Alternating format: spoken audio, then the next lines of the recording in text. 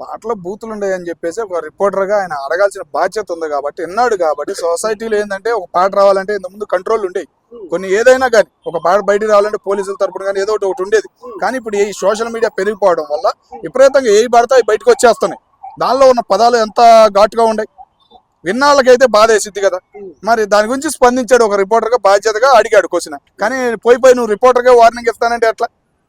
నువ్వు పోయి రిపోర్టర్గా వార్నింగ్ ఇస్తావు అనుకుంటే ఎట్లా అన్నీ ఏంటంటే బెదిరింపులు ఈ కాలంలో మధ్యకాలంలో ఏంటంటే ప్రతి ఒక్కరు వచ్చేసి బయటకు వచ్చేసి బెదిరింపులు చూసేపాటికి అది అలవాటు అయిపోతుంది సోషల్ మీడియాలో చూసే ఇలా చెడిపోతున్నారు అన్న ఫీలింగ్ కలుగుతుంది పెద్ద లేదు చిన్న లేదు డైలాగులు వదిలేయటమే సినిమా అనుకుంటున్నారో ఏందో అర్థం కావట్లా అది ఇలాంటి ప్రమోషన్స్ కోసమే చేసి కావాలని స్టంట్స్ చేస్తున్నారని చెప్పేసి అంటున్నారు కానీ ఆయన మాట్లాడిన మాట అట్లా లేదు కదా 24 గంటలంటే ఆయన మన గుంటూరు ఎంపీ చంద్రశేఖర్ గారి డైలాగ్ విని ఉంటాడేమో అనుకుంటున్నా నేను 24 గంటల రాంబాబు గారికి సినిమా చూపిస్తాను అన్నట్టు సినిమా చూపించాడు కదా ఆయన డైలాగ్ విని ఉంటాడేమో అని నేను అనుకుంటున్నా ప్రతి ఒక్కటి 24 గంటలు పడితే ఆయన ఎంపీ అయ్యా నువ్వు